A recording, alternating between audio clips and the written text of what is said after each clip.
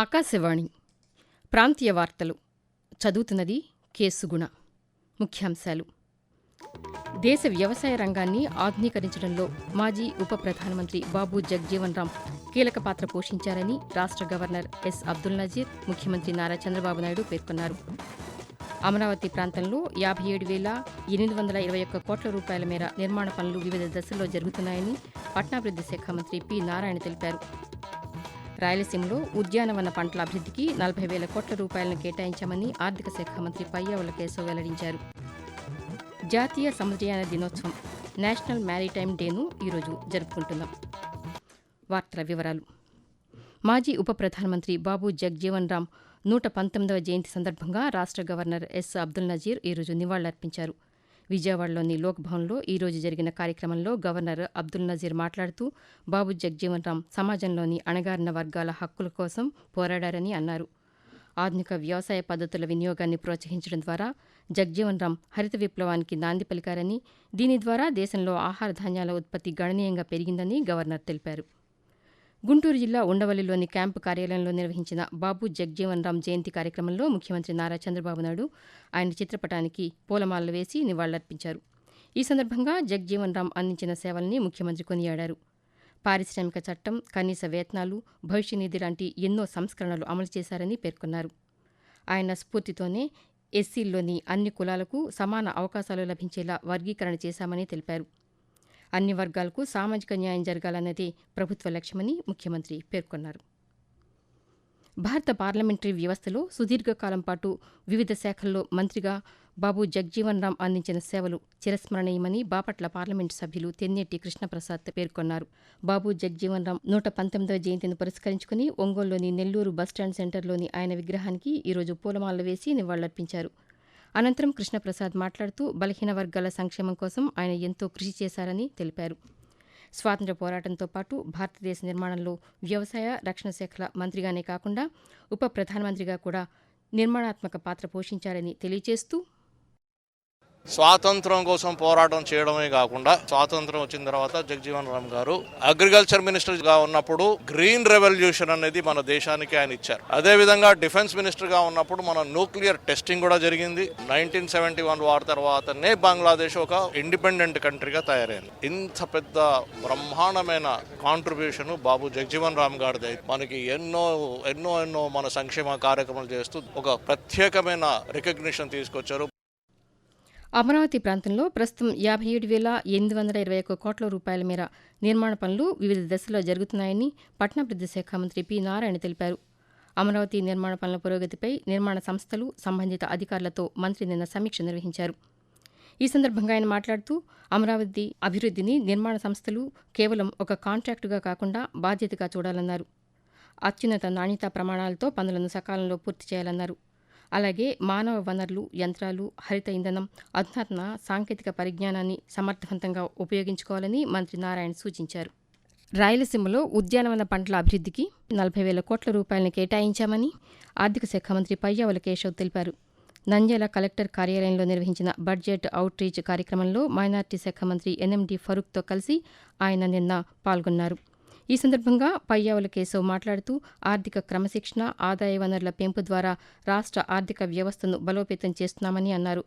Budget out reach కార్యక్రమాల ద్వారా రాష్ట్ర బడ్జెట్లో జిల్లాలకు ఏ విధంగా కేటాయింపులు చేశామనే అంశాలపై అవగాహన కల్పిస్తున్నామని మంత్రి తెలుపుతూ, రాష్ట్ర వ్యాప్తంగా ప్రతి జిల్లాలోనూ బడ్జెట్ అవుట్ రీచ్ ప్రోగ్రాం పేరుతో ఆర్థిక శాఖ సంబంధిత జిల్లా మంత్రుల సమక్షంలో ఏర్పాటు చేయడం జరిగింది.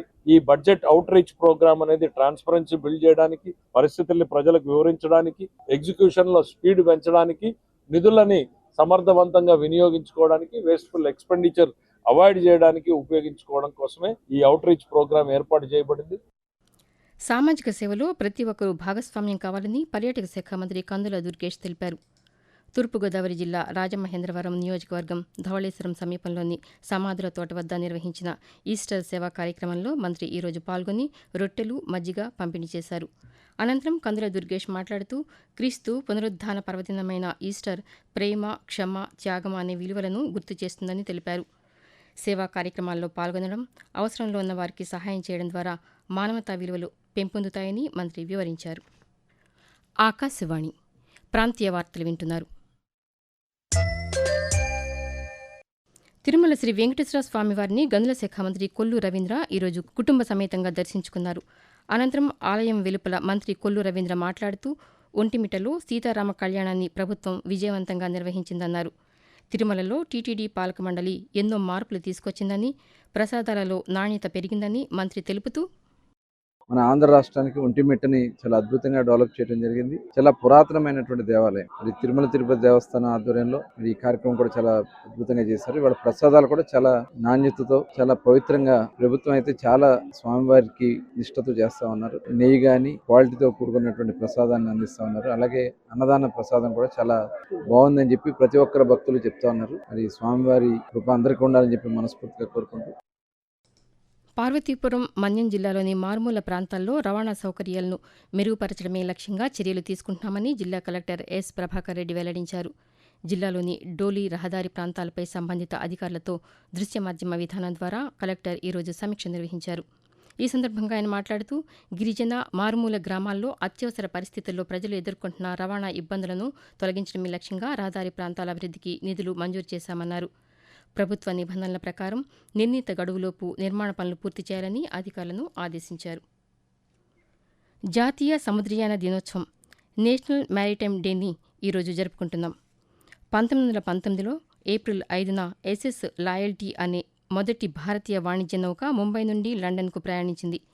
ఈ ముఖ్యమైన సంఘటన అంతర్జాతీయ నౌకా రవాణా రంగంలోకి భారతదేశ ప్రవేశానికి నాంది పలికి దేశ సముద్రయాన ప్రస్థానానికి పునాది వేసింది. ఈ చారిత్రక ఘట్టాన్ని గుర్తు చేసుకుంటూ ప్రతి సంవత్సరం ఏప్రిల్ 5ను జాతీయ సముద్రయాన దినోత్సవంగా నిర్వహిస్తున్నారు. దేశ ఆర్థిక వ్యవస్థలో సముద్రయాన రంగం పాత్రను, నావికుల సేవలను ఈ రోజున గుర్తు చేసుకుంటూ కార్యక్రమాలు నిర్వహిస్తున్నారు. సముద్రాల చరిత్ర, వారసత్వం, అంతర్జాతీయ వాణిజ్యం, రవాణా, దేశ ఆర్థిక అభివృద్ధిలో వాటి పాత్రపై ప్రజల్లో అవగాహన కల్పించడం ఈ రోజు నిర్వహణలోని ముఖ్య ఉద్దేశం. శ్రీ పొట్టి శ్రీరాములు నెల్లూరు జిల్లాలో కేంద్ర ప్రభుత్వం జలజీవన్ మిషన్ పథకం కింద 103 కోట్ల రూపాయలతో పనులను చేపట్టినట్లు జిల్లా కలెక్టర్ హిమాంశు శుక్లా ఈరోజు ఒక ప్రకటనలో వెల్లడించారు. ఈ నిధులతో జిల్లాలోని ఆత్మకూరు, గూడూరు, కావలి, కోడూరు, నెల్లూరు గ్రామీణం, సర్వేపల్లి, ఉదయగిరి, వెంకటగిరి శాసనసభ నియోజకవర్గాల్లోని వివిధ గ్రామాల్లో తాగునీటి పనులను చేపట్టనున్నట్లు తెలిపారు. జలజీవన్ పథకం పూర్తయితే జిల్లాలోని పలు ప్రాంతాల్లో తాగునీటి సమస్యలు పరిష్కారమవుతాయని కలెక్టర్ పేర్కొన్నారు. విశాఖపట్నం జిల్లా కలెక్టర్ కార్యాలయంలో రేపు ప్రజా సమస్యల పరిష్కార వేదిక పీజీఆర్ఎస్ రెవెన్యూ క్లినిక్ కార్యక్రమాలను నిర్వహించనున్నామని జిల్లా కలెక్టర్ ఎం అభిషేక్ కిషోర్ ఈరోజు ఒక ప్రకటనలో తెలిపారు. ఈ కార్యక్రమాల్లో రెవెన్యూ అధికారులతో పాటు అన్ని శాఖల జిల్లా అధికారులు హాజరవుతారని పేర్కొన్నారు. ప్రజలు తమ సమస్యలకు సంబంధించిన అర్జీలను పూర్తి వివరాలతో సమర్పించాలని సూచించారు. అలాగే మీకోసం కాల్ సెంటర్ 1100 సేవలు, మీకోసం.ap.gov.in వెబ్సైట్ను వినియోగించుకోవాలని కోరారు. అలాగే ఇప్పటి వరకు ఆయా శాఖలకు అందిన ఫిర్యాదులు, తీసుకున్న చర్యలపై సమీక్ష నిర్వహిస్తామని తెలిపారు. రాష్ట్రంలో చలనచిత్ర పరిశ్రమ అభివృద్ధికి మౌలిక వసతుల కల్పనకు ముందుకొచ్చేవారికి ప్రభుత్వం సహకారం అందిస్తుందని రాష్ట్ర సినిమాటోగ్రఫీ శాఖ మంత్రి కందుల దుర్గేష్ స్పష్టం చేశారు. గుంటూరులో నిర్వహించిన బడ్జెట్ అవుట్రీచ్ కార్యక్రమం అనంతరం పాత్రికేయులతో ఆయన నిన్న మాట్లాడారు. ప్రాంతీయ వార్తలు ముగించే ముందు ముఖ్యాంశాలు మరొకసారి. దేశ వ్యవసాయ రంగాన్ని ఆధునీకరించడంలో మాజీ ఉప ప్రధానమంత్రి బాబు జగ్జీవన్ రామ్ కీలక పాత్ర పోషించారని రాష్ట్ర గవర్నర్ ఎస్ అబ్దుల్ నజీర్, ముఖ్యమంత్రి నారా చంద్రబాబు నాయుడు పేర్కొన్నారు. అమరావతి ప్రాంతంలో 57,821 కోట్ల రూపాయల మేర నిర్మాణ పనులు వివిధ దశల్లో జరుగుతున్నాయని పట్టణాభివృద్ధి శాఖ మంత్రి పి నారాయణ తెలిపారు. రాయలసీమలో ఉద్యానవన పంటల అభివృద్ధికి 40,000 కోట్ల రూపాయలను కేటాయించామని ఆర్థిక శాఖ మంత్రి పయ్యావుల కేశవ్ వెల్లడించారు. జాతీయ సముద్రయాన దినోత్సవం నేషనల్ మ్యారిటైమ్ డేను ఈరోజు జరుపుకుంటున్నాం. ఆకాశవాణి ప్రాంతీయ వార్తలు ఇంతటితో సమాప్తం. తిరిగి సాయంత్రం 6 గంటల 10 నిమిషాలకు విశాఖపట్నం కేంద్రం నుండి ప్రాంతీయ వార్తలు వింటారు.